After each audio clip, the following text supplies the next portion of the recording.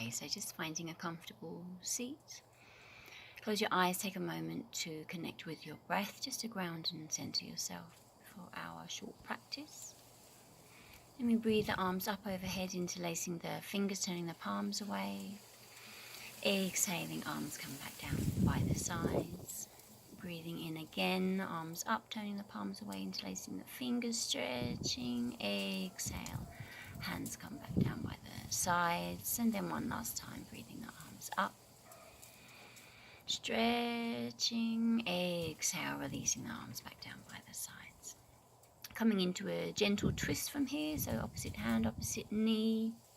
You can take the back of the hand over the knee for a slightly deeper twist. Gaze comes towards the back shoulder. Breathing as deeply as you can here. And turning slowly back to center, exactly the same to the other side. Again, hand on the knee, back of the hand over the knee. Gaze towards the back shoulder. Just feel the gentle release into the upper back, and chest, shoulders, and then back to center. Coming into a seated side bend. The one hand to the floor, other arm reaching up. Gaze can be up. And the same to the other side, feeling the stretch along the side waist. Again, just gently supporting. Other hand on the floor, gaze can be up or forwards, just keeping the neck neutral. From here we're going to come onto an all fours position, into a cat-cow pose. So wrists under the shoulders, knees under the hips.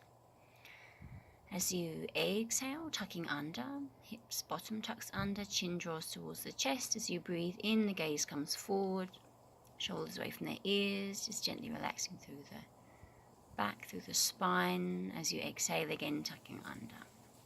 So just draw the right knee towards the chest and then extending out behind. Just doing this a couple of times, Virasana, tiger pose.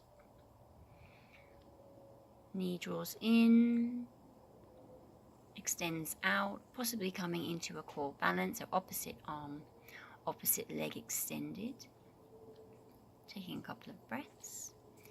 Exactly the same to the other side, so drawing the left knee in this time, extending out behind. Coming with the breath, so exhaling the knee in, inhaling the leg out.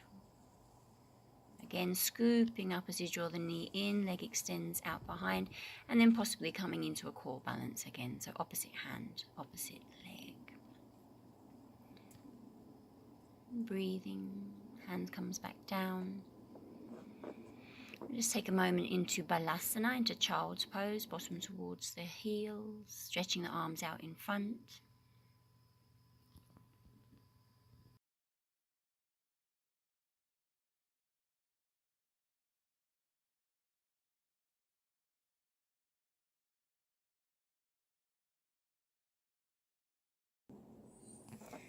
So coming back through an all fours position into downward facing dog, so lifting up into the bottom and the hips.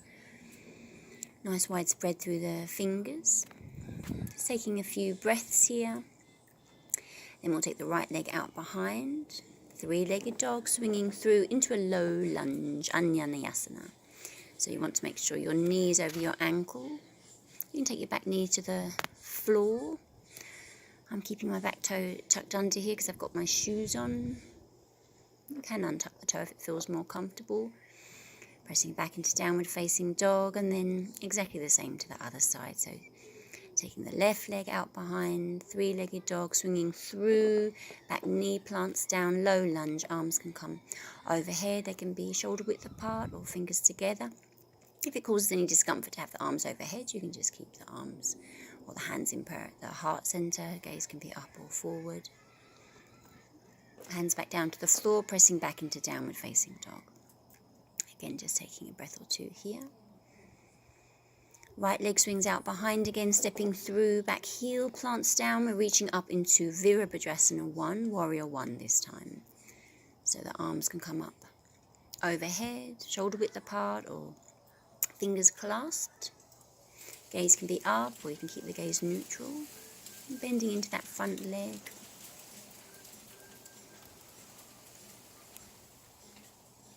And coming into a twist from here. So Parivrtta Parsvakonasana. I don't know if it's that clear from the video, but I'm turning towards my front leg. This is an alternative. You can just take the hand to the inside of the front foot, a slightly gentler option, or you can come into a prayer twist, hooking the left elbow over the right knee. Hands to the floor, pressing back into downward facing dog.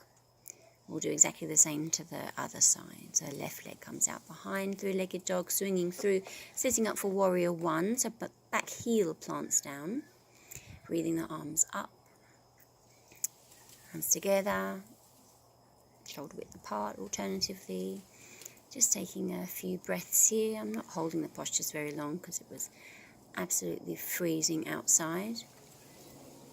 Again, coming into our twist, so you can hook the right elbow over the left knee, slightly deeper prayer twist, or taking the right hand to the inside of the front foot, arm extends up, slightly gentler option, not so deep as a twist. Just taking a breath or two here.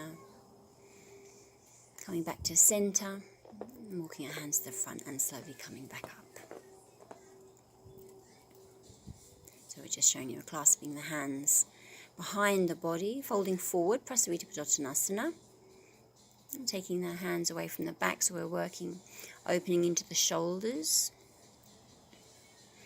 You can use the breath as you exhale, going a little bit deeper. It doesn't matter if the hands aren't too far away from the back, it's just working a little bit into flexibility of the shoulders. And slowly coming back up to standing. Okay, from here, we're going to come into Trikanasana. So, wide stance, about 3 feet, arms to shoulder height, and then coming over to one side. Bottom hand can either be below or above the knee, just not on the knee. Top hand can be up or over. If it hurts the shoulder for any reason, you can keep the top hand onto the hip.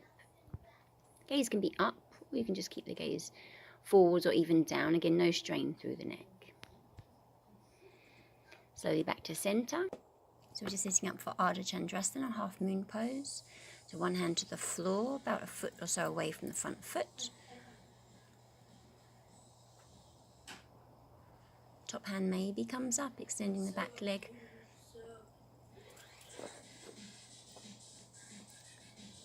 The balance at the best of times, even more so in the snow. Exactly the same to the other side. So coming into Trikonasana first of all. Again, gaze can be up, but it can be forwards or even down. Feel the stretch through the side waist. You can extend the top arm over. Utthita Trikonasana, extended triangle pose. Nice grounded posture. Again, possibly coming into Ardha Chandrasana, half moon pose. Not the easiest in boots on the snow. One hand to the floor. You can use a block. Usually in class I have a blocks with. So if the hand doesn't want to touch all the way down, taking it onto a block or a brick will help. Top arm can be up, gaze can be up. Remember, this is a layering on process. Taking a few breaths here. And then coming back to standing. Starting to get very cold. You can see the sun has gone in now, wind's picking up a little bit. Okay, so from here we're just going to come down into a deep squat, or through a deep squat, Malasana. Opens up the hips. Nicely again, a nice grounded posture. Hips and pelvis being drawn down towards the earth. You can take the inside of the elbows into the insides of the thighs. And come back to sitting. We're just going to have a look at Upavista Konasana, our wide angle seated forward fold. Again, I wish I had my gloves on at this point. Hands, I would normally take the hands to the floor in front of me, but as there's only snow, I'm just going to take my hands onto my legs. You can take the hands onto their feet if they'll reach. Again, you can just keep the hands supported on the mat beneath you and just folding forward. So you might not come an awful lot forwards, doesn't matter, just feel the stretch in the inside of the thighs and opening into the hips, stretch through the spine as well. Then we're going to turn over to one side. Again, kind of you can make sure that your stomach is kind of over the legs. You might need to twist slightly and then folding forwards. Again, deep stretch into the hamstrings as well as the inner thighs, opening through the hips, stretching through the spine. Coming back to the other side. So I'm not holding it too long because I'm outside and it's cold. Obviously, if you're indoors, you can hold the stretches for longer than this. Remembering to breathe when we're in these postures. Coming back to the center. We're just going to ease out through the spine a little bit, Jataraparvatanasana, hugging the knees to the chest, Apanasana. And then we'll just take the knees to one side. So the arms can come out to shoulder height. I'm not taking my arms down because it was cold. We're just releasing through the spine. Again, you can stay a little bit longer. To the other side. Again, the head can come in the opposite direction. Back to center, and then just a short Shavasana. Again, obviously you can stay for longer if you're indoors. If your knees do prefer to stay bent, to release the spine, then just have the feet hip width, or mat width, sorry, so the knees can come in towards one another. Otherwise, Shavasana, extending out arms by the sides, legs slightly wider than hip width apart. Just taking a few breaths, really. Stay for as long as you have time for.